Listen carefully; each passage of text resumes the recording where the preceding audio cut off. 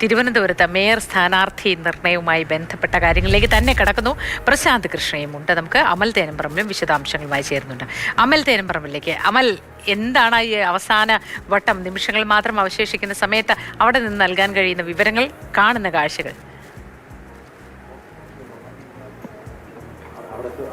കോർപ്പറേഷന്റെ തെരഞ്ഞെടുപ്പ് നടക്കുന്ന കൗൺസിൽ ഹാളിൽ നിന്നും ഇപ്പോൾ മാധ്യമങ്ങളെ അടക്കം എല്ലാവരെയും മാറ്റിയിട്ടുണ്ട്. അവിടെ കൗൺസിലർമാർ മാത്രം മതി എന്നുള്ളത് കളക്ടർ പറഞ്ഞതനുസരിച്ച് അവിടെ നിന്നുള്ള എല്ലാവരും പുറത്തേക്ക് പോകുന്നു. ഇപ്പോൾ BJPയുടെ പ്രധാനപ്പെട്ട നേതാക്കളും NDAയുടെ പ്രധാനപ്പെട്ട നേതാക്കളും എല്ലാം ഈ കോർപ്പറേഷനിലെ തന്നെ കോൺഫറൻസ് ഹാളിൽ എത്തിച്ചേർന്നിട്ടുണ്ട്. S. സുരേഷ്, കരമനജയൻ, V. മുരളീധരൻ അടക്കമുള്ളവർ ഉണ്ട്. K. സുരേന്ദ്രൻ അല്പസമയത്തിനകം ഇവിടേക്ക് എത്തും എന്നുള്ളതാണ് മനസ്സിലാക്കാൻ കഴിയുന്നത്. ശ്രീ S. സുരേഷ് ഉണ്ട്. ഒരുപാട് ചർച്ചകൾക്കെല്ലാം ശേഷമാണ് അവസാനം ഒരു തീരുമാനം ഇന്നലെ പ്രഖ്യാപിക്കുന്നത്. ഇപ്പോൾ ഈ തെരഞ്ഞെടുപ്പിലേക്ക് പോകുമ്പോൾ പ്രത്യേകിച്ച് ആശങ്കയ്ക്ക് കാര്യമൊന്നുമില്ലല്ലോ? ഏതൊരു കാര്യമില്ലല്ലോ. തിരുവനന്തപുരം BJP ഭരിക്കട്ടെ എന്ന് ജനം തീരുമാനിച്ചതല്ലേ. ആ തീരുമാനത്തിനനുസരിച്ചുള്ള എല്ലാ കാര്യങ്ങളും ഭംഗിയായിട്ട് നടക്കും. ഞങ്ങൾക്ക് ഇപ്പോൾ കേവല ഭൂരിപക്ഷത്തിന് വേണ്ട എല്ലാ സംവിധാനങ്ങളും ആയിക്കഴിഞ്ഞു. തിരുവനന്തപുരം നഗരം എന്താണോ ആഗ്രഹിക്കുന്നത്, എന്താണോ സ്വപ്നം കാണുന്നത്, അത് നടപ്പാക്കാനുള്ള ഒരു മാൻഡേറ്റാണ് BJPക്ക് ലഭിച്ചത്. അത് ഭംഗിയായിട്ട് നിർവഹിക്കാനുള്ള ഒരു ദിവസമായിട്ടാണ് ഇത് കണക്കാക്കുന്നത്.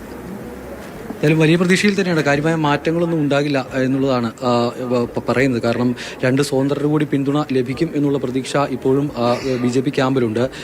UDFന്റെ അല്ലെങ്കിൽ കോൺഗ്രസിന്റെ പഴയ മണ്ഡലം പ്രസിഡന്റ് ആയിരുന്ന സുധീഷിൻ്റെതടക്കമുള്ള വോട്ടുകൾ ലഭിക്കും എന്നുള്ളതാണ് പ്രതീക്ഷിക്കുന്നത്. ഇപ്പോൾ V. മുരളീധരൻ അടക്കമുള്ളവരാണ് ഫോണിൽ സംസാരിക്കുകയാണ്. നമ്മളിപ്പോൾ കാണുന്നത് തിരുവനന്തപുരം കോർപ്പറേഷനിൽ BJP ആദ്യമായി BJPക്ക് ഒരു കൗൺസിലർ ഉണ്ടായിട്ട് ഇപ്പോൾ വർഷങ്ങൾ കഴിഞ്ഞു. 88-ലാണ് എന്ന് തോന്നുന്നല്ലേ ഏറ്റവും ആദ്യം BJPയുടെ കൗൺസിലറായി ഇവിടേക്ക് എത്തിയ ഒരാളുണ്ട്. അവിടെ നിന്ന് തുടങ്ങിയ പോരാട്ടം. അന്ന് നിങ്ങൾ 6 പേരായിരുന്നു. 6 പേര്. അതിൽ രണ്ടാമത്തെ വേറൊരാളാണ് മാണിക്യം. അങ്ങനെ ഞാൻ MS കുമാർ, മാണിക്യം, രാമയ്യർ, വെങ്കിട്ടരാമൻ, രാധമ്മ ശശിധരൻ, ഇങ്ങനെ 6 പേരുണ്ടായിരുന്നു, ഒരു സ്ത്രീ ഉൾപ്പെടെ. 1988.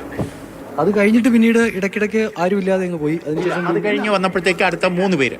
അതിൽ ഞാനുണ്ടായിരുന്നു, ഇന്ദു ഉണ്ടായിരുന്നു, ലതാ ഗിരീഷ് ഉണ്ടായിരുന്നു. അത് കഴിഞ്ഞാണ് പിന്നെ ഒറ്റയ്ക്കൊക്കെ ആയത്. ഇടയ്ക്കൊരു തളർച്ച ഉണ്ടായാലും പിന്നീട് വലിയൊരു തിരിച്ചുവരവ് ഉണ്ടായി. ഏറ്റവും അവസാന 2 തവണ 35 എന്നുള്ള നിലയിൽ തന്നെ നിന്നു. മാറ്റമുണ്ടായില്ല. പിന്നീട് അവിടെ നിന്നും വലിയൊരു വളർച്ചയായിരുന്നു. മാത്രമല്ല സംസ്ഥാനത്ത് ആദ്യമായി ഒരു കോർപ്പറേഷന്റെ ഭരണം പിടിക്കാൻ പറ്റി. എന്താണ് പ്രധാനമന്ത്രി നരേന്ദ്രമോദി അടക്കം ഇവിടേക്ക് എത്തും എന്നുള്ള കാര്യം നേരത്തെ പറഞ്ഞിരുന്നു. എന്നത്തേക്ക് എത്തും, അങ്ങനെ വല്ല തീരുമാനമുണ്ടോ? തീർച്ചയായിട്ടും എത്തും. സംസ്ഥാന അധ്യക്ഷൻ ശ്രീ രാജീവ് ചന്ദ്രശേഖർജി അദ്ദേഹവുമായി സംസാരിച്ചിട്ടുണ്ട്. ജനുവരി അവസാനത്തോടുകൂടി തിരുവനന്തപുരത്തെത്തി തിരുവനന്തപുരത്തെ ജനങ്ങളുടെ മുമ്പിൽ 5 വർഷം ചെയ്യേണ്ട വികസന പദ്ധതികളെക്കുറിച്ച് അദ്ദേഹം സംവദിക്കും. ജനങ്ങളുമായി ജനങ്ങളുടെ മുമ്പിൽ തന്നെ അത് അവതരിപ്പിക്കും എന്നുള്ള കാര്യത്തിൽ സംശയമില്ല. V. മുരളീധരൻ കൂടി നമുക്കൊപ്പം ചേരുന്നുണ്ട്. അല്പം മുമ്പ് നമ്മൾ മേയർ സ്ഥാനാർത്ഥിയായി പരിഗണിച്ചിരുന്ന R. ശ്രീലേഖയോട് സംസാരിക്കാൻ ശ്രമിച്ചിരുന്നു. അപ്പോൾ നോ കമൻസ് എന്നുള്ളതാണ് പറയുന്നത്. എന്തെങ്കിലും തരത്തിലുള്ള ഒരു അതൃപ്തി ഉണ്ടോ, അതോ എല്ലാവരെയും ഒന്നിച്ച് അവസാന നിമിഷം മുന്നോട്ട് കൊണ്ടുപോകാൻ കഴിയുന്നുണ്ടോ? ആർക്ക് അതൃപ്തി? R. ശ്രീലേഖയോട് സംസാരിക്കാൻ ശ്രമിച്ചപ്പോഴേ ഈ വിഷയങ്ങളിലൊന്നും എനിക്ക് സംസാരിക്കാൻ താല്പര്യമില്ല, നോ കമൻസ് എന്നുള്ളതാണ് അവർ പറയുന്നത്. അതിൽ ഞാൻ എന്താ പറയണ്ടേ? നിലവിലെന്തായാലും ചോദ്യം എന്താണെന്നുള്ളതാണ്. അല്ല, നിലവിൽ നിങ്ങൾക്ക് ഇടയിലൊന്നും ഒരു തരത്തിലുള്ള പ്രശ്നങ്ങളുമില്ല എന്നുള്ളത് തന്നെയാണോ? ആരുടെ ഇടയിൽ?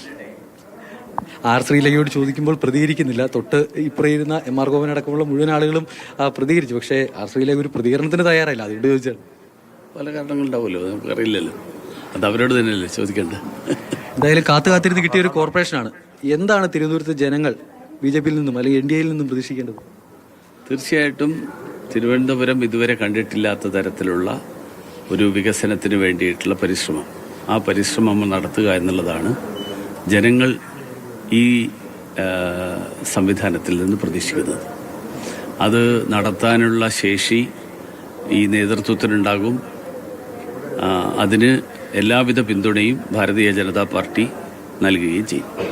ഇതിപ്പോ 50 സീറ്റാണ്. 2 സ്വതന്ത്രരുടെ കൂടി പിന്തുണ വന്നാൽ 52ആയി. പക്ഷെ പ്രതിപക്ഷത്തും അതേ ഒരു ശക്തിയുണ്ട്. മാത്രമല്ല CPMന്റെ ഏരിയ സെക്രട്ടറിമാരൊക്കെ നിരന്നിരിക്കുന്നു.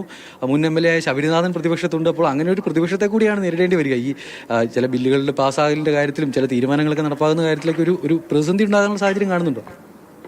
ബില്ലുകളൊന്നുമില്ലല്ലോ. നിയമസഭയിൽ ഇത് നിയമനിർമ്മാണ സഭയല്ല. തീരുമാനങ്ങൾ നടപ്പാക്കപ്പെടുമ്പോൾ പ്രതിപക്ഷം ഇല്ലല്ലോ.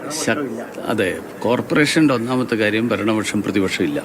രണ്ടാമത്തത്, ജനാധിപത്യത്തിൻ്റെ ഏറ്റവും വലിയ ശക്തി എന്ന് പറയുന്നത് ശക്തമായിട്ടുള്ള പ്രതിപക്ഷം എന്നുള്ളതാണ്. അതാണ് ജനാധിപത്യത്തിൻ്റെ വിജയം. അതുകൊണ്ട് അങ്ങനെ ഒരു പ്രതിപക്ഷമായിട്ട് അവർ പ്രവർത്തിക്കുന്നത് ഭരണം നന്നാവാൻ സഹായിക്കും. എന്തായാലും വലിയ പ്രതീക്ഷയിലാണ്, വലിയ സന്തോഷത്തിലാണ് ബി ജെ പി ക്യാമ്പുള്ളത്. കാരണം ഒരുപാട് കാലത്തെ കാത്തിരിപ്പിന് ശേഷമാണ് അവർക്ക് വിജയിക്കാൻ കഴിഞ്ഞത്. കഴിഞ്ഞ തവണ കഴിഞ്ഞതിൻ്റെ മുൻപിലത്തെ തവണ ഉണ്ടായിരുന്ന 35 സീറ്റ് എന്നുള്ളത് വളർത്തി അധികാരത്തിലേക്ക് എത്താൻ കഴിയുമെന്നാണ് പ്രതീക്ഷിച്ചിരുന്നതെങ്കിൽ പക്ഷേ അതുണ്ടായില്ല. അതിനുശേഷം പക്ഷേ ഒരു 5 വർഷം കൂടി കാത്തിരുന്ന് താഴെത്തട്ടിലടക്കം കൃത്യമായ ചിട്ടയായ പ്രവർത്തനത്തിലൂടെ അവർക്ക് 50 പേരെ വിജയിപ്പിച്ചെടുക്കാൻ കഴിഞ്ഞു എന്ന് മാത്രമല്ല 2 സ്വതന്ത്രനുണ്ടായിരുന്നു. അതിൽ ഒരാൾ കോൺഗ്രസിൻ്റെ പഴയ മണ്ഡലം പ്രസിഡന്റാണ്, അതോടൊപ്പം മറ്റൊരാൾ പാറ്റൂർ രാധാകൃഷ്ണനാണ്, പഴയ മാധ്യമപ്രവർത്തകനാണ്. അപ്പോൾ ആ 2 ആളുകളുടെ കൂടി പിന്തുണ നേടി നിലവിലുള്ള 50 എന്നുള്ളത് കൗൺസിലിൽ 52 എന്നുള്ള നിലയിലേക്ക് എത്തിക്കാൻ കഴിഞ്ഞിട്ടുണ്ട്. അതിൽ വലിയ ആത്മവിശ്വാസം അവർ പ്രകടിപ്പിക്കുകയാണ്. ഇനിയിപ്പോൾ വിഴിഞ്ഞത്ത് ഒരു സീറ്റ്, അവിടെ ഒരു സ്ഥാനാർത്ഥിയുടെ മരണത്തെ തുടർന്ന് മാറ്റിവെച്ച തെരഞ്ഞെടുപ്പുണ്ട്. അവിടെ തെരഞ്ഞെടുപ്പുകൾ നടക്കുമ്പോൾ അതിശക്തമായ പോരാട്ടം ഉണ്ടാകും. അവിടെ ബി ജെ പിക്ക് നിലവിൽ കാര്യമായ സ്വാധീനമുള്ള ഒരു മേഖലയല്ല, എങ്കിൽ കൂടി കോർപ്പറേഷന്റെ ഭരണം ഉണ്ട് എന്നുള്ള ഒരു കാര്യം ചൂണ്ടിക്കാട്ടി അവിടെ വിജയിപ്പിക്കണമെന്ന് ആവശ്യപ്പെട്ട് ജനങ്ങൾക്കിടയിലേക്ക് ഇറങ്ങാനാണ് ബി ജെ പിയുടെ തീരുമാനം. അവിടെയും വിജയിക്കാൻ കഴിയും എന്ന് നമ്മൾ പ്രതീക്ഷിക്കുന്നു. എന്തായാലും തിരുവനന്തപുരം കോർപ്പറേഷനിലെ ബി ജെ പിയുടെ ആദ്യ കൗൺസിലർ മുതൽ വളരെ പ്രധാനപ്പെട്ട നേതാക്കൾ, വി മുരളീധരൻ അടക്കമുള്ള നേതാക്കൾ ഇവിടേക്ക് എത്തിയിട്ടുണ്ട്. അവരെല്ലാം കോൺഫറൻസ് ഹാളിൽ കാത്തിരിക്കുകയാണ്. താഴെ നിന്നും തിരഞ്ഞെടുപ്പ് കഴിഞ്ഞ് വി രാജേഷിനെ മേയറായി പ്രഖ്യാപിച്ചുകൊണ്ടുള്ള കളക്ടറുടെ തീരുമാനത്തിനായാണ് എല്ലാവരും കാത്തിരിക്കുന്നത്. ഡെപ്യൂട്ടി മേയറുടെ തിരഞ്ഞെടുപ്പ് ഉച്ചയ്ക്ക് ശേഷമാകും നടക്കുക. ശരി. അമൽ തേനപ്പുറമിലാണ് വിശദാംശങ്ങൾ പങ്കുവച്ചത്.